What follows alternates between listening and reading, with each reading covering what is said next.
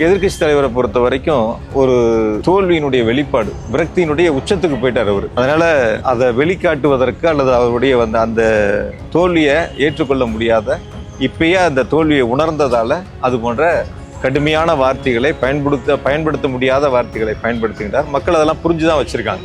மேற்கு மண்டலத்தை பொறுத்தவரை கடந்த 2021 தேர்தலை விட மிக அதிகமான தொகுதிகளில் நாங்கள் அதிகமாக வெற்றி பெறுவோம். அதற்கான பணிகளை தான் முன்னெடுத்திருக்கிறோம்.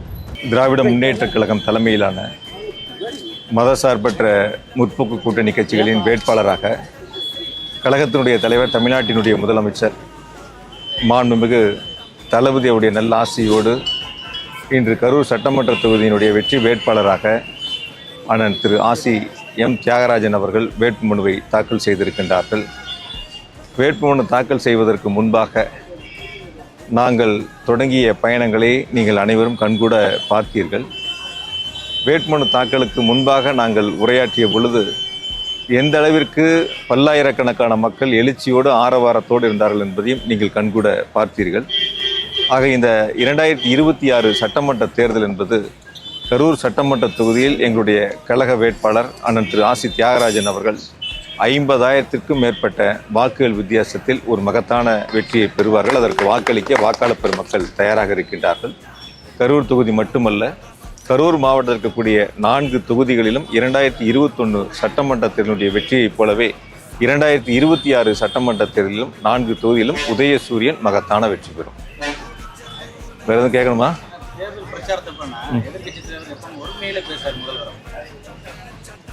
எதிர்கட்சி தலைவர்லேருந்து அவங்களுக்கு மாவட்டங்களில் இருக்கக்கூடிய 2ஆம் மட்ட தலைவர்கள் வரைக்கும் நாகரிகம் தெரியாது. எங்கள் முதலமைச்சர், எங்கள் கழகத் தலைவரும் தேர்தல் பிரச்சாரத்தில் நீங்கள் பார்க்குறீங்க எவ்வளோ நாகரிகமாக மக்களிடத்தில் சொல்ல வேண்டிய கருத்துக்களை முன்வைக்கிறாங்க. எதிர்கட்சி தலைவரை பொறுத்த வரைக்கும் ஒரு தோல்வியினுடைய வெளிப்பாடு, விரக்தியினுடைய உச்சத்துக்கு போயிட்டார் அவர். அதனால் அதை வெளிக்காட்டுவதற்கு அல்லது அவருடைய அந்த தோல்வியை ஏற்றுக்கொள்ள முடியாத, இப்பயே அந்த தோல்வியை உணர்ந்ததால் அது போன்ற கடுமையான வார்த்தைகளை பயன்படுத்த முடியாத வார்த்தைகளை பயன்படுத்துகின்றார். மக்கள் அதெல்லாம் புரிஞ்சுதான் வச்சுருக்காங்க.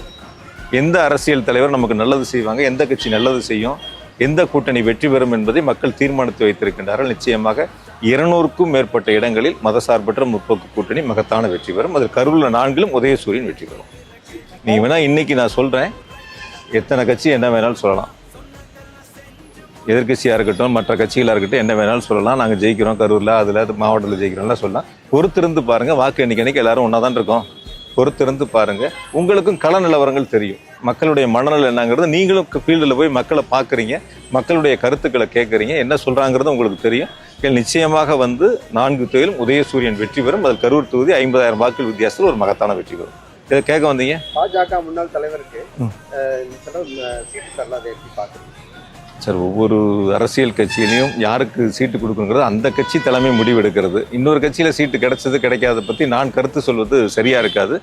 எங்கள்லேயே பார்த்தீங்கன்னா நீங்கள் எல்லா தொகுதிகளுக்கும் நாங்கள் விருப்ப மனு கொடுத்துருந்தோம். ஒரு தொகுதிக்கு 60 பேர் 70 பேர் வரைக்கும் விருப்ப மனு கொடுத்துருந்தாங்க. அதில் யாருக்காவது ஒருத்தருக்கு தானே வாய்ப்பு கொடுக்க முடியும். மற்றவங்களுக்கு அடுத்து வரக்கூடிய வாய்ப்புகளில் எங்கள் கழகத்தில் கொடுப்பாங்க. அது மாதிரி மற்ற அரசியல் கட்சியில் இருக்கக்கூடிய கருத்துக்கள் நான் சொல்கிறது சரியாக இருக்காது. நிச்சயமாக யாருக்கு எந்த வாய்ப்புகள் என்பது நாங்கள் அதை பற்றி யோசிக்கவே இல்லை. நாடாளுமன்ற தேர்தல் முடிஞ்சுது, அடுத்து சட்டமன்ற தேர்தலுக்கான பணிகளை முன்னெடுத்தோம். ஓரணியில் தமிழ்நாடு உறுப்பினர் சேர்க்கையை முன்னெடுத்தோம்.